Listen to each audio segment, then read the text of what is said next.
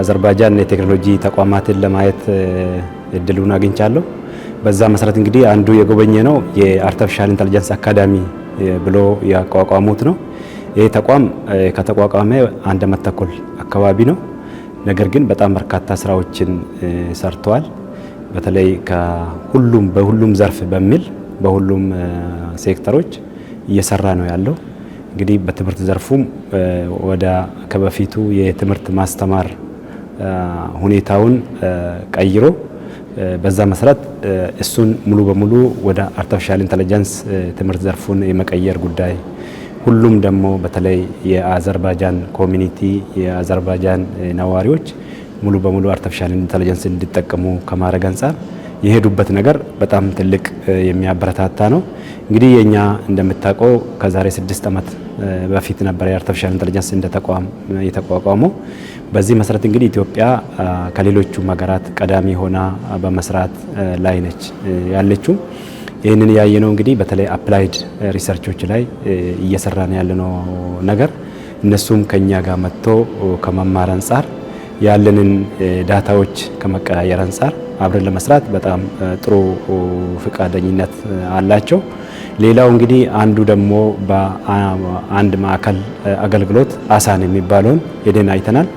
ይህን እንግዲህ ከኛ ከመሶብ አገልግሎት ጋር ነው የሚተሳሰረው። በተለይ እንግዲህ አሳን እነሱ ቀደም ብሎ ነው የጀመሩት። እኛ እንግዲህ እንደምታውቀው ቅርብ ጊዜ ነው የጀመርነው። አሁን እንግዲህ በኢትዮጵያ ወደ 100 ሴክተሮች ላይ 100 መሶብ ሴንተር እየተገነባ ነው ያለው።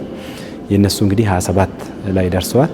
ነገር ግን እንግዲህ የኛ ሀገር የህዝብ ብዛቱም ስፋቱም ትልቅ ስለሆነ የኛ ህዝብ ያንን ለማዳረስ ቁጥሩ ከፍ ማለት ከቁጥሩም በላይ ደግሞ ጥራት ጉዳይ የመስራትና አርቲፊሻል ኢንተለጀንስ ሙሉ በሙሉ ተጠቅሞበታል ማለት ነው።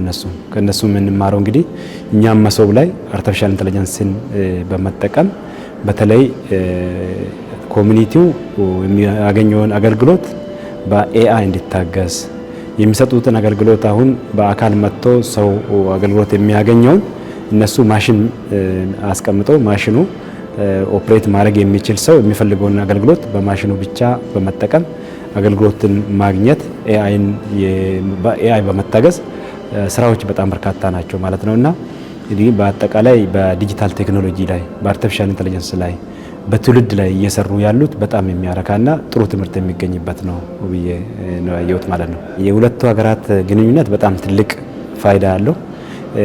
በተለይ ሁለቱ መሪዎች ከተገናኙ በኋላ በአርቲፊሻል ኢንተለጀንስም በቴክኖሎጂ ላይም የነሱ የመንግስትም የግልም ኢትዮጵያ መጥቶ ለመስራትና አብረን ለመስራት በጣም ብዙ ቃል ተገብቷል።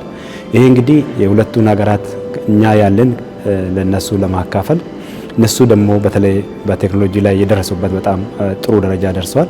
ከነሱ እኛም በመማር ጥሩ ነገሮችን ከነሱ በመማር እኛም በመስጠት እንግዲህ ሀገራችን በተለይ ዲጂታል 2030 ቀርጻ እየጀመረች ያለችው በጣም ትልቅ እገዛ ነውና የዚህ ጉብኝት በምንም የሚለካ አይደለም። በጣም ትልቅ ፋይዳ አለው።